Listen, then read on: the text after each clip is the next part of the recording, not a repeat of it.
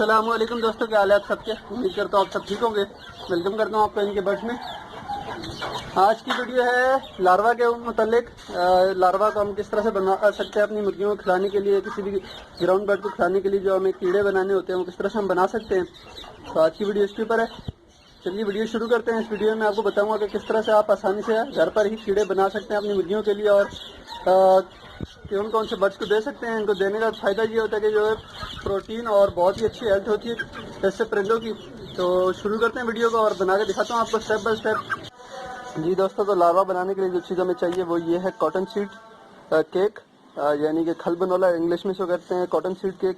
ये तकरीबन रुई के बीजों और रुई वगैरह का बना होता है। तो इसका हम इस्तेमाल करने वाले हैं। इसकी इस वक्त मार्केट में जो कीमत चल रही है कराची की, मैं आपको बता रहा हूँ, कराची में जिस वक्त इसकी मार्केट चल रही है 60 रुपये किलो। 60 रुपये किलो के हिसाब से मुझे मिली है। तो आपको किसी भी परिंदे की दुकान से, परिंदों की जहाँ से खुराक वगैरह मिलती है, जहाँ से दाना वगैरह मिलता है, वहाँ से आपको बआसानी मिल सकती है। इसको आप दुकानदारों खल बनोला कह कर ले सकते हैं, और इंग्लिश में जो दोस्त पूछते हैं उनके लिए कॉटन सीड केक इसको कहा जाता है इंग्लिश में। तो इसको हमने इस्तेमाल करना है। इसको मैं डाल रहा हूँ इस त्रामी में एक में, और इसको जो है अच्छी तरह छोटा छोटा करके डालना है। इस तरह से आप देख रहे हैं, मैं छोटा कर रहा हूँ। और फिर इसको गीला करेंगे हम, और इसको फिर मैं रख दूंगा। तो स्टेप बाय स्टेप आपको दिखाता हूँ।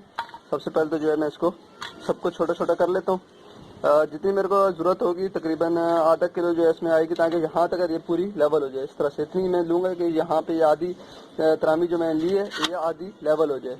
तो आधा किलो तकरीबन मैं इस्तेमाल करने वाला हूँ। तो मैं पहले सबको जो है आधा कर लेता हूँ छोटा छोटा, फिर आपको आगे दिखाता हूँ।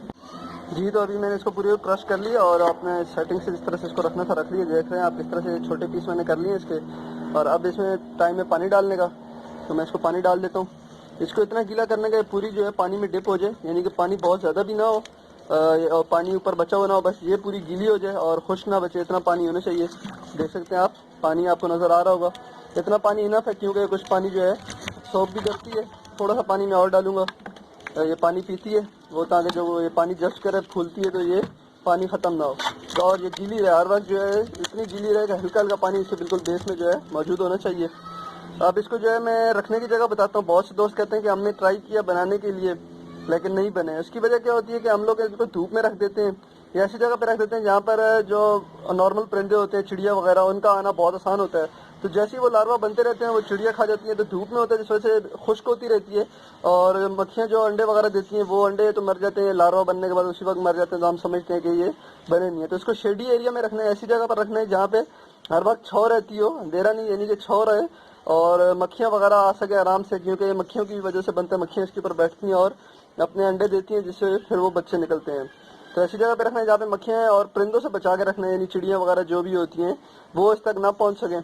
तो इसको मैं शेडी एरिया में रखता हूँ, और तकरीबन ये 1 हफ्ते का प्रोसेस होता है। 1 हफ्ते में लार्वा बनकर बिल्कुल तैयार हो जाता है। 2 से 3 दिन में जो होता है इसके जो है अंडों से बच्चे निकलते हैं, और वो फिर ग्रोथ करने में 3 से 4 दिन में जो है वो बेहतरीन साइज पकड़ लेते हैं अपने मुर्गियों को, परिंदों वगैरह को डालने के लिए। तो अभी मैं इसको रखता हूँ, इंशाल्लाह फिर मिलते हैं जब ये लार्वा इसमें जो बच्चे अंडे देंगी मक्खियाँ, तो वो अंडे ही मैं आपको दिखाने की कोशिश करूँगा। और फिर जब लार्वा बनेंगे तो आगे मैं आपको बताऊँगा किस तरह से देना है, और लार्वा भी इंशाल्लाह मैं आपको दिखाऊँगा। तो मिलते हैं फिर 1 से 2 दिन के बाद इसी वीडियो में। जी, तो आज तीसरा दिन है जो मैंने खल बनोला भगो कर रखा था।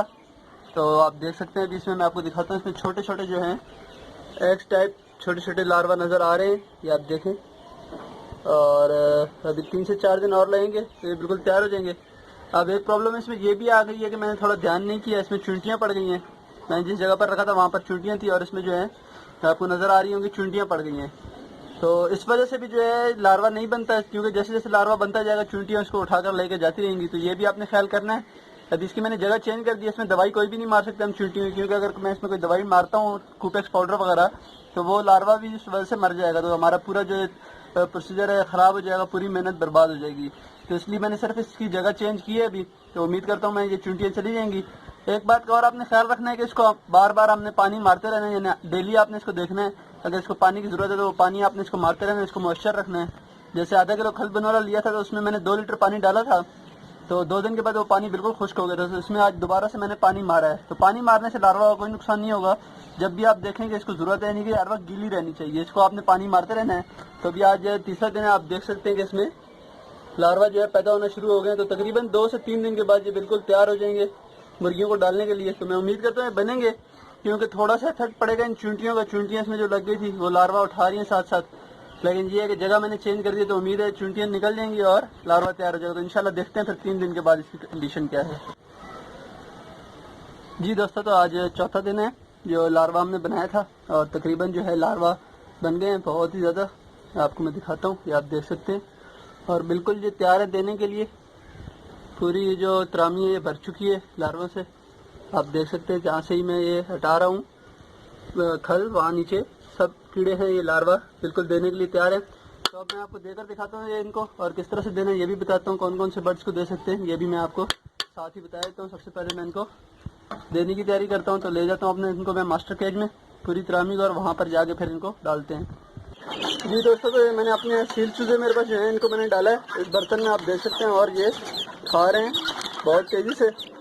इसी तरह से मैं अपनी दूसरी मुर्गियों को भी डालने वाला हूँ। कुछ अस्ट्रोलॉप के चूजे पड़े हैं इनको भी डालूंगा, और इस तरह से जो है बड़ी मुर्गियों को भी मैं डालूंगा। सबको थोड़ा थोड़ा करके डाल दूंगा, डिवाइड कर दूंगा सब पर, जितने भी जिसके पास आ गए।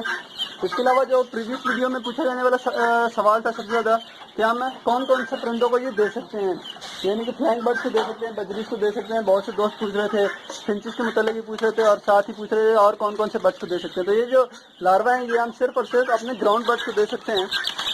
ग्राउंड बर्ड्स में हमारे पास जैसे कि आ जाती हैं बच्चें हो गई, मुर्गियाँ हो गई, मोर और गेनेफ्लो हो गई, तीतर बटेर वगैरह, जितने भी ग्राउंड बर्ड हैं, यानी कि जो ज़मीन पर चरने वाले होते हैं, ज़मीन पर रहते हैं, जिनकी फ्लाइंग बहुत ज़्यादा नहीं होती, हम उनको ये दे सकते हैं बासानी। बाकी बजरी वगैरह जो है, कॉकटेल फिशर वगैरह को ये हम नहीं दे सकते। एक तरीके से दे सकते हैं कि हम इनको सुखा लें, यानी खुश्क कर लें और फिर दें तो उठाएंगे। फिंचिस को आप बिल्कुल दे सकते हैं, फिंचिस बहुत शौक से खाती है ये, आप फिंचिस को दे सकते हैं। तो आप देख सकते हैं मैंने जो अपनी मुर्गियों को दे दिए अभी, और कीड़े खा रहे हैं। इसमें यह है कि इनकी एक ग्रोथ बहुत अच्छी होती है, दूसरा प्रोटीन होता है, तो फीड के तौर पे आप इसको इस्तेमाल करा सकते हैं बहुत अच्छे से। तो इस तरह मैं अपनी तमाम मुर्गियों को दे देता हूँ।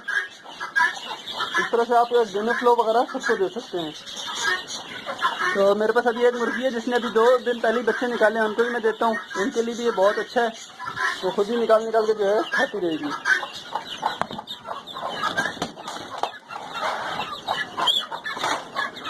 देख सकते हैं आप, ये सुर्खी है और इसमें बच्चे निकाले हैं, इसको मैं डाल रहा हूँ, थोड़ी साथ डाल दिए। तो तकरीबन टोटल जो है मेरे को लगे इसमें 4 दिन का प्रोसीजर लगा है। 4 दिन में बिल्कुल तैयार हो गए हैं। आपने देखा बिल्कुल ही बहुत ही आसान था बनाना, सिर्फ अब तक हमें खल बनाना चाहिए। इसके अलावा आप जो है फीड भी ले सकते हैं, यानी कि जो मुर्गियों की बची हुई फीड होती है उसमें वो भी इस्तेमाल कर सकते हैं। और इस तरह से आप पुराना खाना जो होता है उससे भी आप बना सकते हैं। भूसा वगैरह लेकर मुर्गियों में जो बिछाली बिछाई हुई है वो आप निकाल लें और उसमें से भी जो है आप इसको डाल सकते हैं। वीडियो में पूछा जाने वाला एक सवाल और ही बहुत ज़्यादा था कि क्या हम इसी को दोबारा से इस्तेमाल कर सकते हैं, जैसे कि जो हमने खल इस्तेमाल की है। अब इसमें मुर्गियाँ जो है कीड़े चुन के खा लेंगी, तो बाकी जो खल बचेगी क्या इसको हम दोबारा इस्तेमाल कर सकते हैं? तो जी हाँ, बिल्कुल हम इसको दोबारा इस्तेमाल कर सकते हैं। जब ये तमाम लार्वा मुर्गियाँ इसमें चुन लें तो आप तमाम को इकट्ठा करके यही प्रोसीजर आप दोबारा से करें, इसको जो है शेडी एरिया में रख दें और गीला करते रहें, तो दोबारा से जो है आपके पास कीड़े बन जाएंगे इसी में। तो आप इसको बिल्कुल दोबारा से इस्तेमाल कर सकते हैं। तो आपने देखा किस तरह आसानी से बिल्कुल हमने लार्वा बनाया है। उम्मीद करता हूँ वीडियो आपको पसंद आई होगी। किसी भी किस्म के सवाल के लिए आप मुझसे कमेंट बॉक्स में रब्ता कर सकते हैं। तो इंशाल्लाह मिलते हैं फिर किसी नई वीडियो के साथ। तब तक के लिए इजाज़त दीजिए। अल्लाह हाफ़िज़।